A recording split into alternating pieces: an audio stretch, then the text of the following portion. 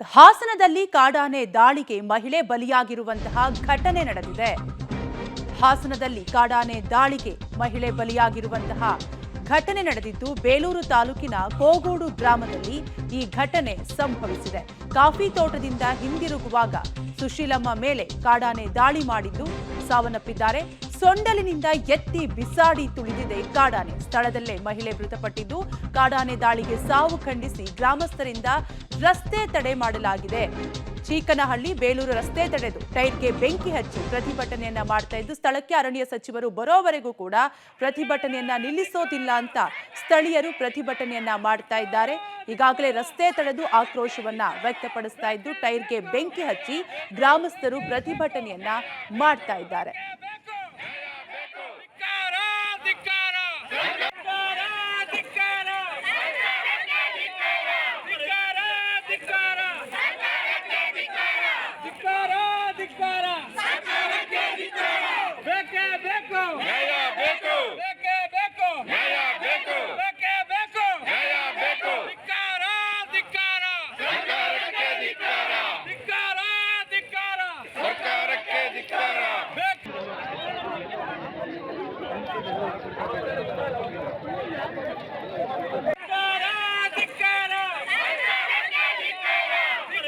ತಿಳಿಸ್ಕೊಡ್ತಾರೆ ನಮ್ಮ ಪ್ರತಿನಿಧಿ ಶಶಿಧರ್. ಹಾಸನದಲ್ಲಿ ಕಾಡಾನೆ ದಾಳಿಗೆ ಮಹಿಳೆ ಸ್ಥಳದಲ್ಲೇ ಸಾವನ್ನಪ್ಪಿದ್ದಾರೆ.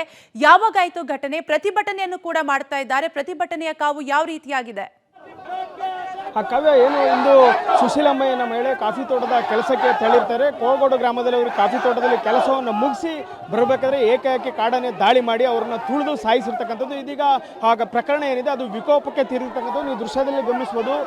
2 ತಿಂಗಳ ಅಂತರದಲ್ಲಿ ಬೇಲೂರು ತಾಲೂಕಿನಲ್ಲಿ 3 ಹಾಗೂ ಆಲೂರು ತಾಲೂಕಿನ 1 ಸೇರಿ ಒಟ್ಟು 4 ಕಾಡಾನೆ ದಾಳಿಯಿಂದ ಸಾವನ್ನಪ್ಪಿರ್ತಾರೆ. ಆದರೆ ಇಲ್ಲಿಗೆ ಬರ್ತಕ್ಕಂಥ ಅರಣ್ಯ ಸಚಿವರು ಇರ್ಬೋದು, ಜಿಲ್ಲಾ ಉಸ್ತುವಾರಿ ಸಚಿವರು ಇರ್ಬೋದು, ಅವರು ಕೇವಲ ಭರವಸೆಗಳನ್ನು ನೀಡಿ ಹೋಗ್ತಾ ಇದ್ದಾರೆ ಹೊರತು ಕಾಡಾನೆ ಅವಳಿಗೆ ಯಾವುದೇ ಶಾಶ್ವತ ಪರಿಹಾರ ಕಂಡುಹಿಡಿದಿಲ್ಲ ಅಂತೇಳಿ ಇದೀಗ ದಿಢೀರ್ ಪ್ರತಿಭಟನೆ ನಡೆಸ್ತಾ ಇದ್ದಾರೆ. ಚೀಕನಹಳ್ಳಿ ಬೇಲೂರು ರಸ್ತೆಯನ್ನು ತಡೆದು ಟೈರ್ಗಳಿಗೆ ಬೆಂಕಿ ಹಚ್ಚಿ ಆಕ್ರೋಶವನ್ನ ವ್ಯಕ್ತಪಡಿಸಿದ್ದಾರೆ. ನಮಗೆ ಕಾಡಾನೆ ಅವಳಿಗೆ ಶಾಶ್ವತ ಪರಿಹಾರ ಬೇಕು, ಅಲ್ಲದೆ ಅರಣ್ಯ ಸಚಿವರು ಸ್ಥಳಕ್ಕೆ ಬರಬೇಕು, ಅಲ್ಲಿವರೆಗೂ ನಾನು ಯಾವುದೇ ಕಾರಣಕ್ಕೂ ನಾವು ಪ್ರತಿಭಟನೆ ನಿಲ್ಲಿಸಲ್ಲ ಅಂತ ಹೇಳಿ ಪಟ್ಟು ಹಿಡಿದಿದ್ದಾರೆ. ಈಗ ನೂರಾರು ಸ್ಥಳೀಯರಿರ್ಬೋದು, ಗ್ರಾಮಸ್ಥರಿರ್ಬೋದು, ಮಹಿಳೆಯರಿರ್ಬೋದು ಎಲ್ಲರೂ ಸಹ ರಸ್ತೆಯನ್ನು ತಡೆದು ರಸ್ತೆಯಲ್ಲಿ ಟೈರ್ಗಳಿಗೆ ಬೆಂಕಿ ಹಚ್ಚಿ ಆಕ್ರೋಶವನ್ನು ವ್ಯಕ್ತಪಡಿಸಿದ್ದಾರೆ. ಅರಣ್ಯ ಸಚಿವರು ಬರೋವರೆಗೂ ಏನು ಮೃತಪಟ್ಟಿದ್ದಾರೆ ಸುಶೀಲಮ್ಮ ಅವರ ಶವವನ್ನು ಮೇಲೆತ್ತಲು ಬಿಡಲ್ಲ ಅಂತ ಹೇಳಿ ಈಗ ಅವರು ಆಕ್ರೋಶವನ್ನ ಹೊರಹಾಕ್ತಾ ಇದ್ದಾರೆ. ಈಗ ಸ್ಥಳೀಯರು ನಮ್ಮ ಜೊತೆ ಇದ್ದಾರೆ, ಅವ್ರನ್ನ ಮಾತಾಡ್ಸೋಣ. ಸರ್ ಹೇಳಿ, ಎಷ್ಟೊತ್ತಿಗೆ ಘಟನೆ ಆಯ್ತು? ನಿಮ್ಮ ಬೇಡಿಕೆ ನೋಡಿ ಸರ್, ತೋಟದ ಮನೆ ಹಿಂಭಾಗದಲ್ಲಿ ಅವರ ಕಾಫಿ ತೋಟ ಇತ್ತು.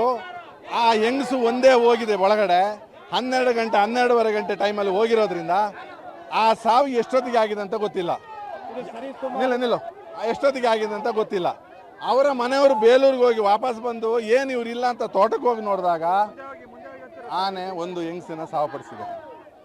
ಮೊನ್ನೆ ಈಶ್ವರ್ ಖಂಡ್ರೆ ಅವ್ರಿಗೆ ಬೇಲೂರಿಗೆ ಬಂದಿದ್ರು, ನಿಮಗೆಲ್ಲರಿಗೂ ಮಾಹಿತಿ ಗೊತ್ತಿದೆ. ಆಶ್ವಾಸನೆ ಕೊಟ್ಟು ಹೋದ್ರು 4 ಪುಂಡಾಣೆಗಳನ್ನು ಇಮಿಡಿಯೇಟ್ ಆಗಿ ಇಡಿಸ್ತೇವೆ ಅಂತ ಹೇಳಿ. ಎಲ್ಲಿ ಇಡಿಸಿದ್ರು? ಯಾವ ಕಾರಣಕ್ಕಾಗಿ? ರೈತರ ಜೀವ ಇವ್ರಿಗೆ ಬೇಕಾ ಆನೆಗಳಿಂದ? ನೋಡಿ ಸರ್, ದಯವಿಟ್ಟು ಸರ್ಕಾರಕ್ಕೆ ಒಂದು ಮನವಿ ಮಾಡ್ತಾ ಇದೀವಿ.